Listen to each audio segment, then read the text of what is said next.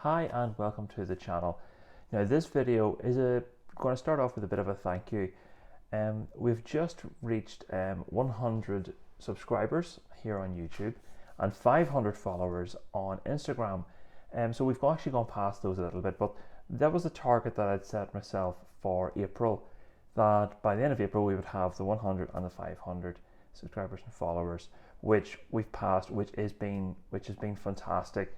So first of all, I'd like to thank everybody out there who has first of all watched my videos, who have liked my videos, commented on them, and mainly for subscribing to them.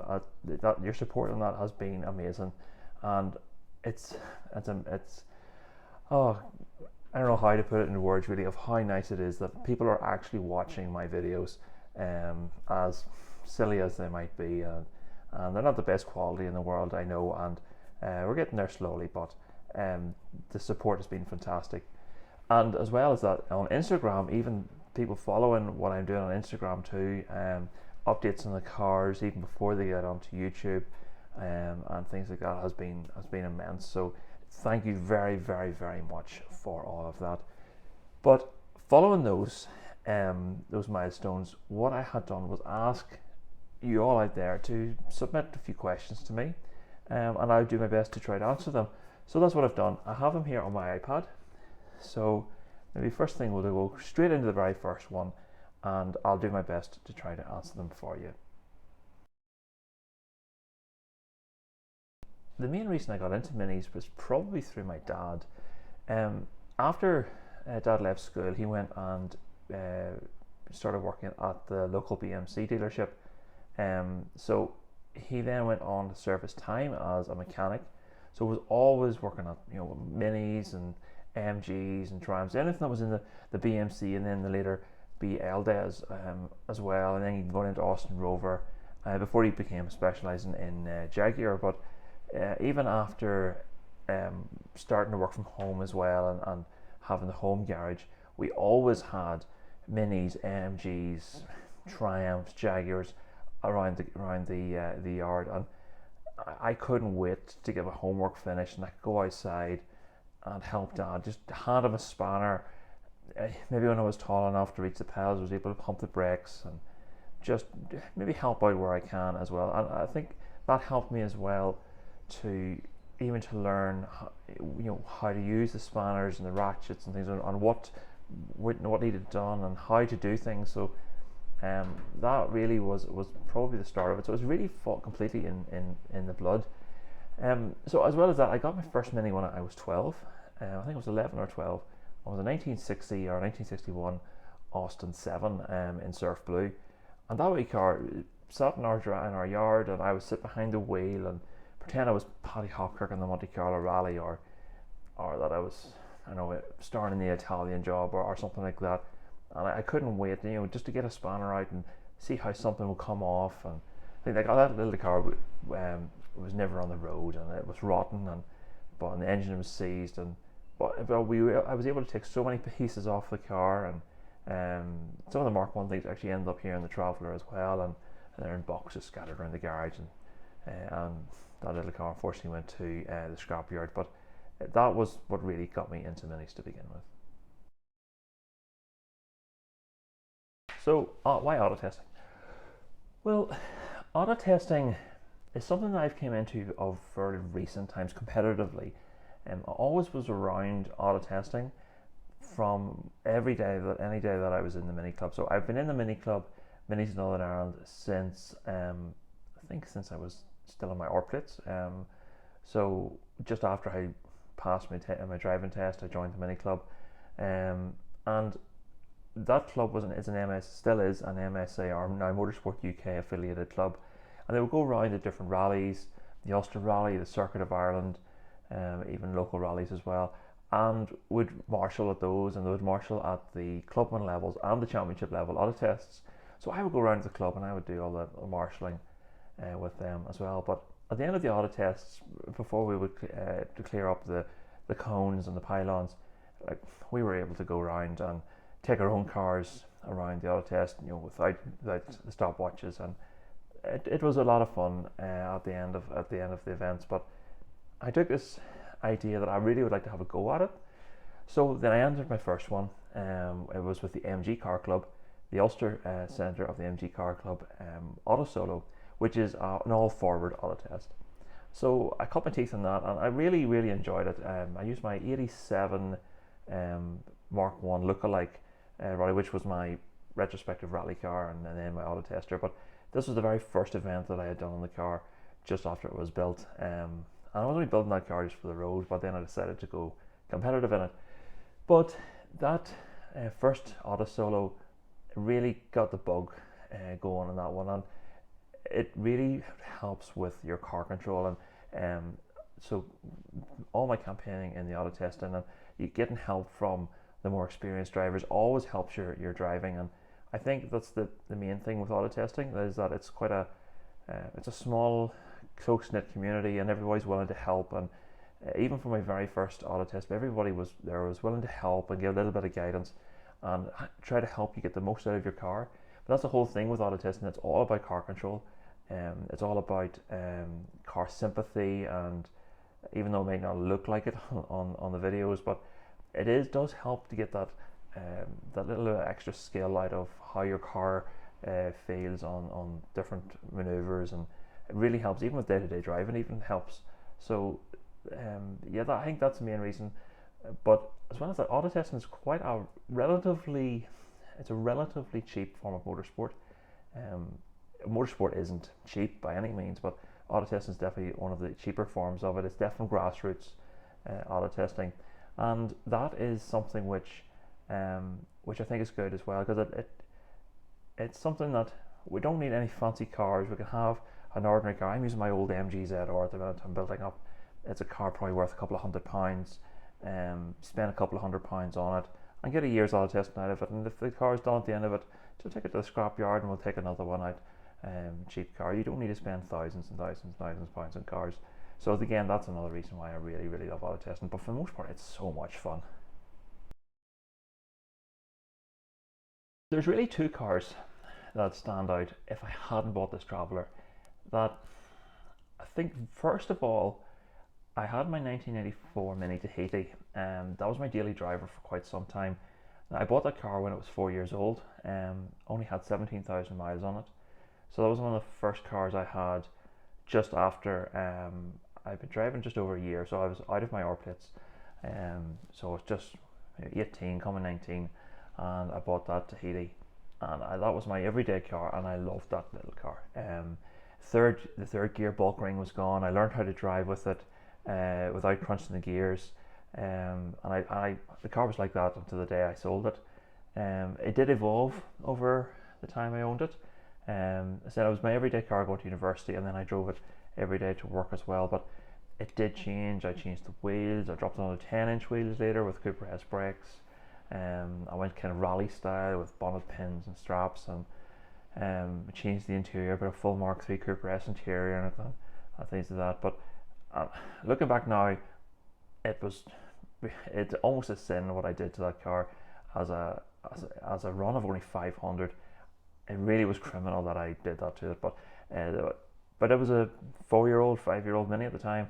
It didn't really mean much as far as the special edition was concerned. It was just a Mini. They were still being used every day, still being sold, and you saw them regularly every day. So it didn't have the same maybe the same appeal as far as keeping things original as it would have now. But yeah, that little car was fantastic, and I do feel sorry that I sold it. I almost instantly regretted it the day it left the yard, but and I do think about that car sometimes. Now the other one, which I'm not really sure, this might pip the Tahiti to the line really, was a 1962 Morris Mini Minor that my dad and I restored not that long ago. It was smoke grey, and was a distant velvet car, and it was rotten when we got it, and we fully restored that car to about 95%, and it was a lovely car as well. But again, it was another car. I didn't really need it at the time, so we sold it. I sold it to a fella in Birmingham, and he took the extra 5% and put the car 100% original He sent me some photos of it, and it looks fantastic. So probably those two. I would say probably the Morris Mini Minor. This is a strange one because there's a lot of things I've done to the Traveller over the years. I have the Traveller nearly 25 years. I've done a lot to the car. So some parts at one time weren't that expensive, but if you look at them now, if I was buying them now, they would be very expensive. But the single most expensive part probably was all of the wood on the rear. So that was the original wood was rotten when I got the car, and this was around the time of Mini 45, the Mini in the Park 45 at Silverstone. So Dad and I went over in his Volvo Estate, and I came home with a lot of parts, including the wood. And I think that probably was around about 650, 700 pounds just for the wood alone. So that probably is the most expensive part on the car. The other one is the interior, the rear section of the interior. The whole car was originally green, full green interior, green door cards, green seats. But I was going for a Cooper style, so I've got the green and the grey front seats at the time. And I was able to get the grey door cards and the grey dash, same as a Cooper, no problem. But the back half, Travellers never came with grey. So Newton Commercial were able to do a special order for me. So the rear seat cover in the green and the grey, same as a Cooper trim, and all grey quarter panel cards and so on. So, but that wasn't that. It was maybe, I think it was about 250 or something like that, £300 just for the rear section order. So that was probably the second most expensive part. Only once. So when I got the car, like I said, the wood was completely rotten, and yeah, the replacement wooden battens were bought at Mini 40th at Silverstone. That was 1989. So that's the only time I've ever replaced the wood. So that wood has been on the car since '99. How I look after it, it's not varnished. Some people do ask me, is it varnished? It's not varnished. It gets a regular sand, maybe once a year before show season. So it's actually due being done now, so I need to give it a quick sand. A very, very light sand, and then it's given about 3 coats of Danish oil.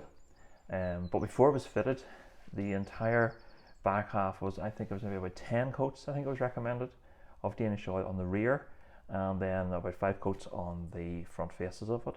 And then every year, like I'm saying, it's given a very, very light sand, and then it's refaced again with, or recovered again with Danish oil, so about 2 or 3 coats. This is a very difficult one. There's so many minis out there that I absolutely love. For me, the car of the show at Causeway Coast Mini Club, Italian ice cream job, probably going back, I'm going to hazard a guess, it was about 2015 maybe. There's a chap drove up from London, drove the whole way from London in a beautiful, beautiful mini Sprint. I'll put a photograph up on the screen here now. But that little car, absolutely unbelievable car. I got talking to a friend. I got talking to the owner, and was amazed that he drove the whole way from London in this. And for us, that both of us, we've always said that for us was the car of the show. It's a beautiful car, but I don't know if it's my favourite. There's a couple of other ones. Mark Burnett from SU Carburetors, he has 2 lovely racing mini estates. He has a Countryman, a red Countryman known as Splinter, and also a Clubman estate. But the Countryman Splinter is a beautiful car, absolutely immaculate concourse car, and the fact that car's raced as well, nearly beggars belief. It is beautiful. So again, I'll put there's a photograph going up on screen of that car now. Another one which would tie, I think, with Splinter would be a local car, Robert Dixon from Recuperation. So if you remember in a previous video, I took the Traveller here to recuperation to get the carburetors set up, and he has just finished building a lightweight Mark II Cooper S for Autotesting and lanes rallying. And if you go into one of my recent videos of the first round of the 2021 Autotesting Championship, you'll see Robert out competing in that car. So it again is an amazing car. Like I'm saying, it's a lightweight. Even has drilled the hinges. There's a series of holes drilled through the hinges on the exterior hinges. It's all perspex windows. Even the door handles are all drilled. Like every gram counts on this car. There's a single skin fiberglass boot lid, same with the bonnet, and a lot of other things. Even door bins have been cut out, and things make this car really light. And again, concourse spec and rallied and auto tested. So again, though it would be a toss up between Splinter and Robert's car. So I'll put a photograph of Robert's car up on the screen here now.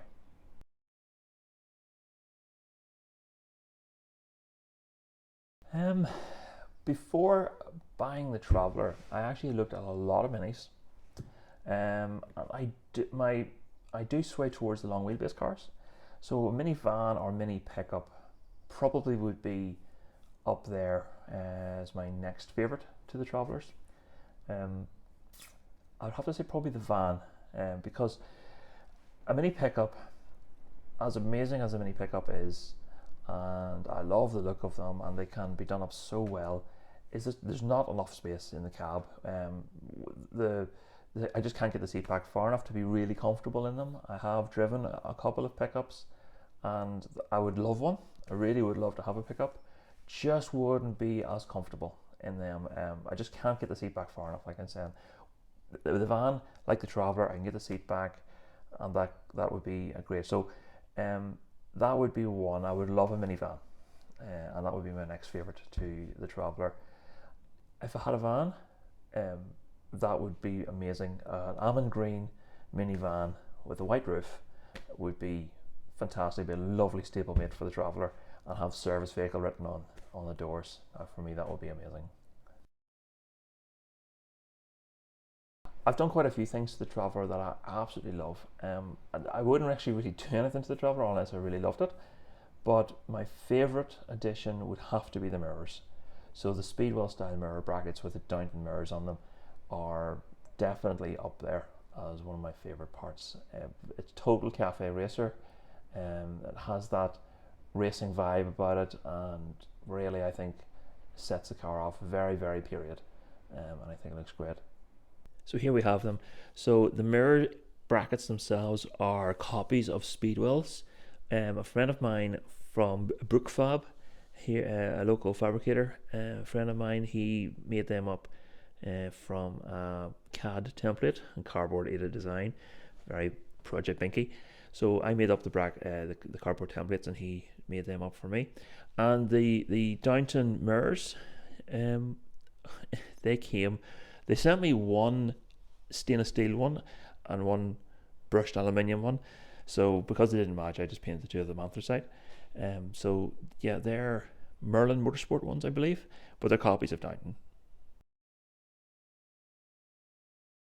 The whole EV thing now is really taken off. I'm still on the fence as far as a daily drive electric vehicle, but having one maybe for the weekend probably wouldn't be a bad thing. But I would never electrify the Traveller. That's an absolute no-no. This car was never meant to be electric and never will be. But I wouldn't rule out having an electrified Mini at some time. There are some companies out there converting Minis to electric, and I would like to drive one to see what they're like. So I wouldn't rule it out. This one could divide opinion in some ways, but like the question asks, in my humble opinion, so I would have to say probably the Volkswagen Beetle.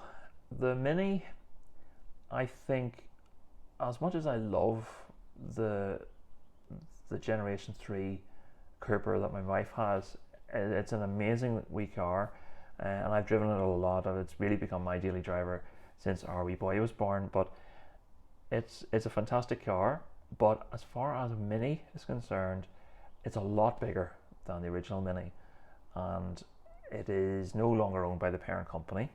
Although, of course, it'll be argued that the original Mini went through a number of ownerships through its lifetime, including BMW, which is actually the BMW Group obviously produces the modern Mini. But I just think due to its size and it's maybe moving a little bit away from the looks of the original Mini in some ways.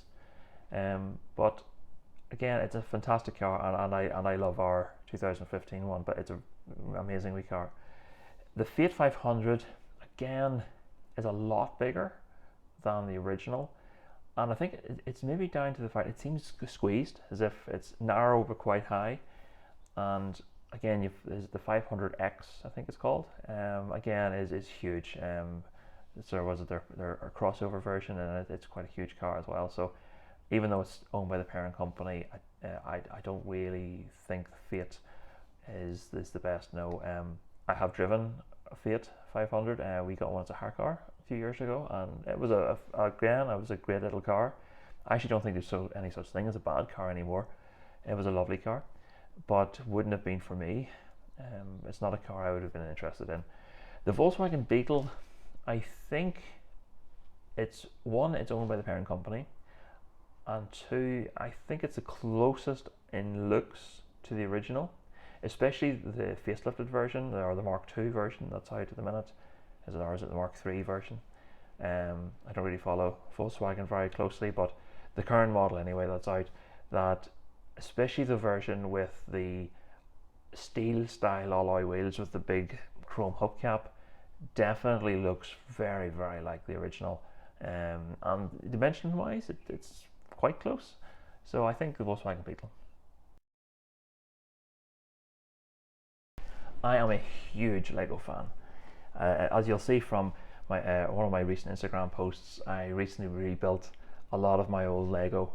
We came across the original plans in a file actually when we were moving house, and I just had to get them all rebuilt. So I found the box of Lego from home, and everything was in pieces, and I got them across the floor and spent a few days sorting them all out into little piles and getting it all organized, and got my plans out, and I rebuilt everything that I could find. Amazingly, there was only one or two little pieces that were missing. I was able to get them on eBay and have them all rebuilt. So, and I absolutely love my Lego, and even recently I have been buying some more Lego. I've been buying them for my son. Now, he's only 3 months old, but I'm buying them for my son. At least that's what I'm telling everybody. I watch quite a bit of YouTube, and there are quite a few channels that I would dip in and out of, but there's some that I would watch regularly, and watch nearly every video that they upload that I'm subscribed to, and they all kind of have a bit of a recurring theme. So I'll just go down a few of them here, just in no particular order. I've written them out here because there's quite a few of them. Okay, so first of all, classic Mini DIY. So Cole is an American. He's from North Carolina, Charlotte, North Carolina, and he has put up an amazing selection of videos, DIY videos from the tiniest little thing on your Mini to full-inch rebuilds and gearbox rebuilds. So yeah, it's a fantastic channel. HRE Ireland. So this is Paul Hickey. He's from outside Dublin. Again, I don't know how long I've really known Paul. I think I went back to our old miniresource.com days. I think we first got in touch with each other. But yeah, it's his channel is fantastic as well. So he's building a number of projects off and on, and there's Project Gretel is his current one. So it's an interesting series that he started, and then there's his race car and customer cars and videos that he's doing on those. So I've actually learned a few things from him. Yeah, I've told him a number of times that he's cost me a fortune because he keeps adding things to my list that I would love to do to the Traveller. So slowly but surely I'll get some of them done. Stevenson Motor Co, SM CEO from it's at Richmond, I believe, in British Columbia in Canada. So they again put on their videos aren't terribly regular, but they put up some amazing videos, and the videography is really good on it. Very, very good quality, and very, very high standard. And some of the parts that they offer as well through their shop look amazing. So I'll have to get myself some of those too. So that's another one. The Gentleman's Motor Racing Team. So Kev from the Isle of Wight, he is a true grassroots motorsport fanatic. Autocross, autograss, Autotesting, and he at the minute building an amazing Rally Mini, Mark II Rally Mini. So that's another one. So definitely check out his channel. It's very entertaining as well. Wolves Wheels. You maybe saw recently, actually Christmas time, we did a collaboration video. It was a bit of a buyer's guide to Mini. I did the long wheelbases, and Jake did the saloons. So his channel is also really good. So he has a Mini, he has a Fiat Panda 100 HP, and a Renault Megane saloon. So quite a nice mix of cars, and his videos again are very entertaining as well, and interesting. So that's another one worth checking out. Miller Corner. So Joe Miller and his Super Seicento. Again, and he has a Kawasaki motorbike. So again, there's another video series that I watch on a very, very regular basis. Upbuild. So this is a father-son team, and they're converting a Mark IV, I believe it is, mini shell to Mark I, and going through the differences between a Mark IV shell and a Mark I shell, and what they have to do to convert it over. It's very, very interesting, and it's amazing how many differences there are in minis, and whenever you don't really realize that a Mini has changed so much until you see a comparison video like that. So again, that's another very, very interesting channel. Another one is, of course, Project Binky. How could you forget Project Binky? Has been going on for, was it 6, 7 years? So the Bad Obsession Motorsport team, their videos they can be hilarious at times. And the attention to detail is immense. Total over engineering of brackets. There's brackets for brackets in their programs, and yeah, Project Binky is fantastic. I mean, cannot wait to see that finished. As well as their side projects, there's Project S Cargo, where they're converting an S Cargo lorry into I'm assuming into a car transporter. There hasn't been too many videos on that one actually. And then there's their series campaigning their Citroen C1 in the Citroen C1 racing series. So again, very, very entertaining stuff.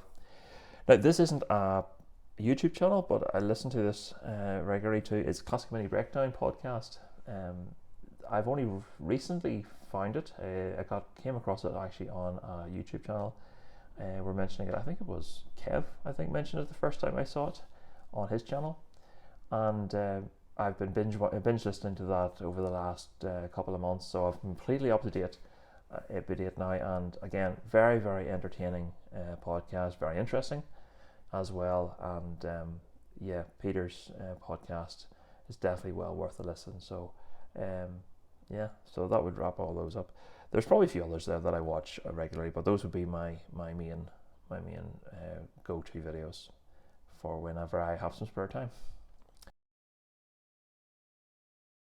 So that wraps up my Q&A. So thanks very, very much to everybody out there who has subscribed. It means so much to me, like I said.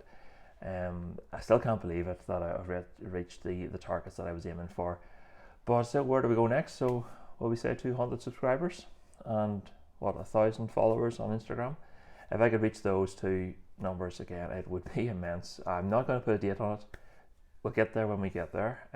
But the support so far has been fantastic and really gives me the push to keep making videos.